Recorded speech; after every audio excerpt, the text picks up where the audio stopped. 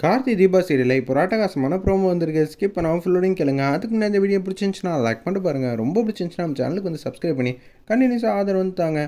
பூசாரி வந்து அருவா எடுத்துட்டு அப்படியே இது மாதிரி பண்ணலான்னு வந்திருக்காங்க. அப்பன்னு பார்த்து தீபா மேலே சாமி வந்ததுனால கழுத்தை பிடிச்சி தூக்கி அப்படியே தள்ளி விட்டுட்டாங்க. 10 அடி தாண்டி வந்து அவங்க கீழே விட்டாங்க. அவங்களால அசைய கூட முடியல போல இருக்கு. அம்மனோட சக்தியினால் சுற்றி இருக்கிறவங்களாம் பார்த்துக்கிட்டே இருக்காங்க.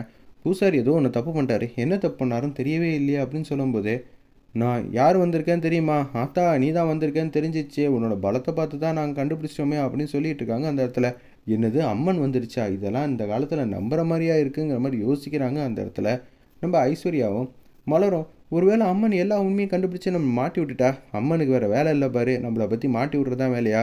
இந்த விஷயத்தை எப்படியே ஹேண்டில் பண்ணால் எனக்கு தெரியும், கொஞ்சம் நேரம் அமைதியாரு அப்படின்னு சொல்லிடுறாங்க. கார்த்தி வந்துட்டானா? சே, நம்ம திட்டம்லாம் தவிடுபடி ஆகிறதே வேலையாக போச்சுங்கிற மாதிரி ஐஸ்வர்யா வந்து அப்செட்டாக இருக்காங்க. அந்த இடத்துல யாருக்குடா இந்த அம்மன் வேஷம் வந்து போடுறதுக்கு தகுதி இல்லை, நானும் இந்த ஊர் பொண்ணு தான்டா, இந்த பொண்ணு மேலேயே வந்து குறை சொல்கிறதுக்குனே வந்துட்டியா? முதல்ல இவனுக்கு சாமி வரவே இல்லை, இவன் பொய் சொல்லி இந்த பொண்ணை வந்து ஏதோ ஒன்று பண்ணணுங்கிற நோக்கத்தில் இருக்கான். அந்த தப்பை வந்து சுட்டி காட்ட தான் நான் இங்கே வந்திருக்கேன், என்னடா நினச்சிட்டு இருக்கேன்னு சொல்லி சூரத்தை எடுத்து அப்படியே அவங்க பக்கத்தில் கொண்டு வர மாதிரி நெஞ்சில் கால் வைக்கிறாங்க. அந்த இடத்துல தீபா வேறு லெவலில் எக்ஸ்ட்ரானரியாக இருந்துச்சுன்னே சொல்லலாம்.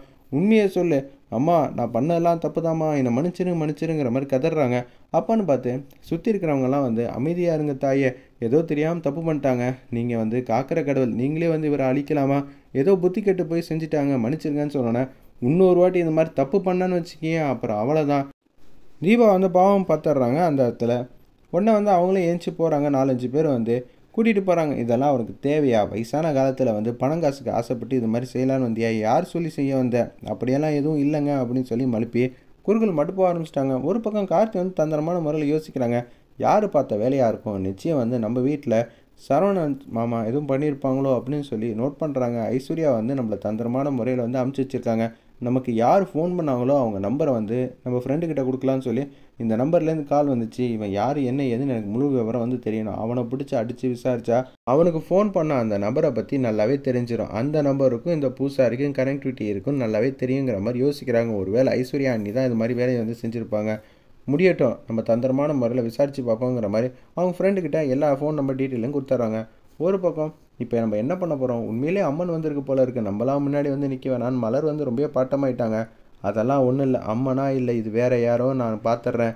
தீபா கூட சக்தி இருக்கலாம்ல அடிச்சு. ஏங்க இவர் எவ்வளோ தூரம் தாண்டி போய் விழுந்திருக்காங்க. எங்கள் ஊர் அம்மனை பற்றி எங்களுக்கு தெரியும்ப்பா, இனிமேட்டு இந்த வம்பு பிரச்சனைக்கே நாங்கள்லாம் வரமாட்டோம், தள்ளி நின்று தான் வேடிக்கை பார்ப்போம், நீ வேணால் தள்ளி நின்று வேடிக்கை பாரு, என்னாலாம் அப்படியெல்லாம் இருக்க முடியாதுன்னு சொல்லிட்டு என்ன பண்ணி இவளை வந்து அம்மன் இல்லை சும்மா தான் வந்து பண்ணிக்கிட்டு இருக்கான்னு கண்டுபிடிச்சாகணும்னு சொல்லி ஐஸ்வர்யா வந்து தந்திரமான முறையில் யோசிக்கிறாங்க. அப்பன்னு பார்த்து ஐடியா வந்துடுது. விளக்கு வந்து எடுத்து யாருக்கும் தெரியாமல் எடுத்துகிட்டு போயிட்டுருக்காங்க. என்னக்கா இது விளக்கு? இந்த விளக்கில் தான் வந்து சூப்பராக மாயாஜாலாம் செய்ய போகிறேன், இவன் அம்மனா இல்லையான்னு கூடிய சீக்கிரம் எல்லாருக்கும் தெரிஞ்சுங்கிற மாதிரி அதடியாக வந்து பேசுகிறாங்க. விளக்கு எடுத்து அம்மனுக்கு பின்னாடி முந்தானையில் வந்து வச்சிடுறாங்க. அந்த இடத்துல நம்ம ஐஸ்வர்யா இது எப்படிக்கா படம்? எப்படி இருந்தாலும் காற்றுல வந்து முந்தானை வந்து அசைறனால அந்த நெருப்பு வந்து பறதான் செய்யும். இப்போ ஒவ்வொருத்தராக வந்து குறிக்கப்பாங்க, அடுத்ததுக்கப்புறம் எதுவாக இருந்தாலும் பேசிக்கங்கிற மாதிரி அமைதியாக இருக்க சொல்கிறாங்க நம்ம மலரை. ஒரு பக்கம் பரமேஸ்வரர் பாட்டி வந்து குறி கேட்கறதுக்காக வராங்க. நாங்கள் 20 வருஷம் கழித்து எங்கள் பொண்ணை வந்து அம்மன் குளத்தில் வந்து ஏற்றுக்கிட்டது ரொம்பவே சந்தோஷம். இதில் தீபா உடம்புக்குள்ளே நீங்கள் வந்ததுக்கு முழுக்க முழுக்க நன்றிம்மா அப்படின்னு சொல்கிறாங்க. தப்பு எங்கே நடந்தாலும் அதில் தட்டி கேட்க நான் வருவேன். அவன் வந்து போலிச்சாமியார் மாதிரி சாமி வந்த மாதிரி நடித்து தீபாவை இது மாதிரி பண்ணலான்னு வந்தப்ப நான் வரமாட்டேனா? இந்த ஊரையே காக்கிற கடவுள் நான் தான். தீபாவுக்கு ஏதாவது ஒரு பிரச்சனைனா நான் வரமாட்டேனா? இந்த பொண்ணு மேலே எந்த தப்பும் இல்லை, உன்னோட கேள்வி மட்டும் கேளு அப்படின்னு சொல்லும்போது சந்தோஷமா தீபா மேலே எல்லோரும் குற்றச்சாட்டு வச்சப்ப நீங்கள் தீபா மேலே வந்து அவங்க நல்லவங்கிற மாதிரி நிரூபித்து காட்டிட்டீங்க. அதுவே எங்களுக்கு சந்தோஷம்.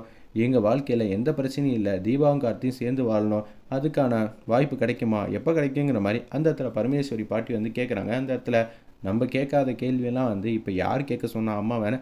அந்த இடத்துல அபிராமி அம்மா வந்து கோவத்தில் வந்து இருக்காங்க. அபிராமி வா, உன் கேள்வி தானே கேட்டிருக்கேன், நீ சாமி கையெடுத்து கும்பிடுனோடனே இவளெல்லாம் கையெடுத்து கும்பிடணுமா அப்படின்னு சொல்லி அந்த இடத்துல வந்து திங்க் பண்ணுறாங்க நம்ம அபிராமி அம்மா. அப்பான்னு பார்த்து நெருப்பு வந்து கொஞ்சம் கொஞ்சமாக பட்டுருது. இதை வந்து அந்த அம்மன் வந்து நோட் பண்ணிட்டாங்க. நம்ம தீபா என்ன ஏன் முன்னாடியே வந்து சித்து விளையாட்டுலாம் காட்டுறீங்களா? நான் அம்மனா இல்லையான்னு பரிசோதனை படுற அளவுக்கு உங்களுக்கு மூளையெல்லாம் அறிவாயிடுச்சா அப்படின்னு சொல்லும்போது அது தகன்னு எரிஞ்சிக்கிட்டே இருக்கு.